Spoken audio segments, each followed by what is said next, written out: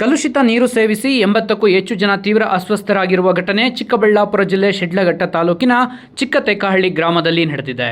ನಿರಂತರವಾಗಿ ಕಳೆದ 1 ವಾರದಿಂದ ಒಬ್ಬರಾದಂತೆ ಒಬ್ಬರು ಆಸ್ಪತ್ರೆಗೆ ದಾಖಲಾಗಿ ಚಿಕಿತ್ಸೆ ಪಡೆಯಲು ಪ್ರಾರಂಭಿಸಿದ್ದು, ಇದೀಗ ಸುಮಾರು 80ಕ್ಕೂ ಹೆಚ್ಚು ಜನ ಅಸ್ವಸ್ಥರಾಗಿದ್ದಾರೆ. ಕಲುಷಿತ ನೀರು ಸೇವನೆಯಿಂದ ಜನರಿಗೆ ವಾಂತಿ ಭೇದಿ ಶುರುವಾಗಿದ್ದು, ಗ್ರಾಮದಲ್ಲಿನ ಜಾನುವಾರುಗಳ ಆರೋಗ್ಯ ಸ್ಥಿತಿಯು ಏರುಪೇರಾಗಿದೆ. ಇನ್ನು ಗ್ರಾಮದಲ್ಲಿನ ಜನ ತೀವ್ರ ಅಸ್ವಸ್ಥರಾಗುತ್ತಿದ್ದಂತೆ ಮಾಹಿತಿ ತಿಳಿದ ಆರೋಗ್ಯ ಇಲಾಖೆ ಅಧಿಕಾರಿಗಳು ಸ್ಥಳಕ್ಕೆ ದೌಡಾಯಿಸಿ ಪರಿಶೀಲನೆ ನಡೆಸಿ ನೀರಿನ ಪರಿಶೀಲನೆಗೆ ಕಳುಹಿಸಿದ್ದಾರೆ. ಅಲ್ಲದೆ ಗ್ರಾಮದಲ್ಲಿ ಸಂಬಂಧಪಟ್ಟ ಇಲಾಖೆ ಅಧಿಕಾರಿಗಳೊಂದಿಗೆ ಮನೆ ಮನೆಗೂ ತೆರಳಿ ಜನರ ಆರೋಗ್ಯ ತಪಾಸಣೆ ನಡೆಸುತ್ತಿದ್ದಾರೆ.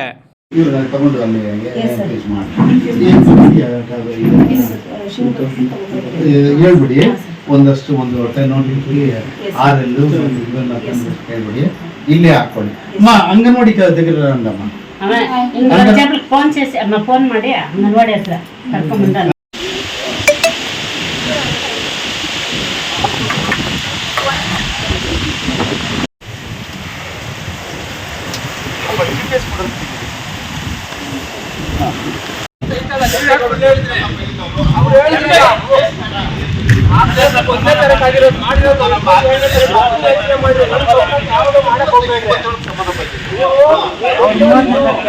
ಹಾಸ್ಪಿಟಲ್ ಬಂದ್ರೆ ನೀವು ಚೆನ್ನಾಗಿ ನೋಡ್ಕೊಂಡು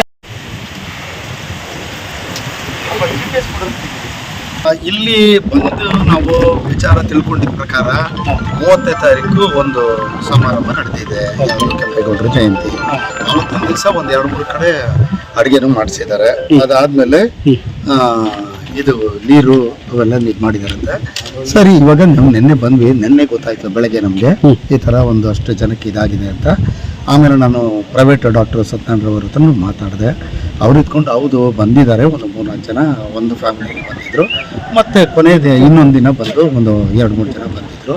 ಹಾಗಾಗಿ ಅವ್ರಿಗೆಲ್ಲ ಟ್ರೀಟ್ಮೆಂಟ್ ಕೊಟ್ಟು ಕಳಿಸಿದೆ. ಬಟ್ ಏನು ತೊಂದರೆ ಇಲ್ಲ ಅಂತ ಹೇಳಿದ್ರು.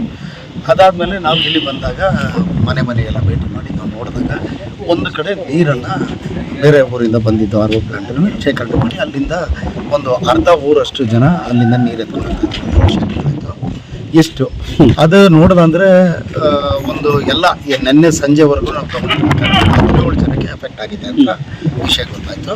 ನಾವೆಲ್ಲರಿಗೂ ಟ್ರೀಟ್ಮೆಂಟು ಕೊಟ್ಟಿದ್ದೀವಿ. ಮತ್ತು ಹೆಲ್ತ್ ಎಜುಕೇಷನ್, ಆರೋಗ್ಯ ಶಿಕ್ಷಣ ಏನು ಮಾಡಬೇಕು ಇಂಥ ಟೈಮಲ್ಲಿ ಅಂತ ಹೇಳಿದ್ದೀವಿ.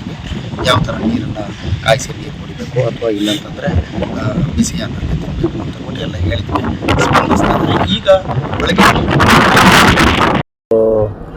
2-3 ದಿವಸದಿಂದ ಶಿಡ್ಲಘಟ್ಟ ತಾಲೂಕಿನ ಚಿಕ್ಕತೇಕಹಳ್ಳಿಯಲ್ಲಿ ಈ ಬಹುಶಃ ನೀರಿನ ಕಲುಷಿತ ಆಗಿ ಎಲ್ಲ ಸುಮಾರು 15ರಿಂದ 20 ಜನರು ವಾಂತಿ ಭೇದಿ ಸಮಸ್ಯೆಯಿಂದ ರೋಗಿಗಳು ವಾಂತಿ ಭೇದಿ ಸಮಸ್ಯೆ, ಹೊಟ್ಟೆ ನೋವಿನಿಂದ ಮತ್ತು ಕೆಲವರಿಗೆ ಜ್ವರ ಬರ್ತಿದೆ. ಅದಕ್ಕೆ ಮುಖ್ಯ ಕಾರಣ ಕಲುಷಿತ ನೀರು. ಅದು ನೀರಿನಲ್ಲಿ ಈ ಚರಂಡಿ ನೀರು ಅದ್ರ ಜೊತೆಗೆ ಮಿಕ್ಸ್ ಆದಾಗ ಈ ಥರ ಸಮಸ್ಯೆ ಬರ್ಬೋದು. ಅದರ ಬಗ್ಗೆ ಅಧಿಕಾರಿಗಳು ಸೂಕ್ತ ಪರಿಹಾರ ಕಂಡುಹಿಡಿಯಬೇಕಾಗಿ ಕಳಕಳಿಯ ಮನವಿ. ಸರ್, ಈಗ ನಿಮ್ಮಲ್ಲಿ ಎಷ್ಟು ಜನ ಟ್ರೀಟ್ಮೆಂಟ್ ತಗೊಳ್ತಾ ಇದ್ದಾರೆ ಸರ್? ನಮ್ಮಲ್ಲಿ ಇವತ್ತು 6 ಜನ, ನಿನ್ನೆ 4 ಜನ, ಮೊನ್ನೆ 4 ಜನ ಬಂದಿದ್ದಾರೆ. ಎಲ್ಲರೂ ಆರೋಗ್ಯವಾಗಿದ್ದಾರೆ? ಎಲ್ಲರೂ ಸಮಸ್ಯೆ ಅವರು ತಕ್ಷಣ ಒಳ್ಳೆ ಚಿಕಿತ್ಸೆ ಕೊಟ್ಟರೆ ಶೀಘ್ರವಾಗಿ ಗುಣಮುಖರಾಗ್ತಾರೆ.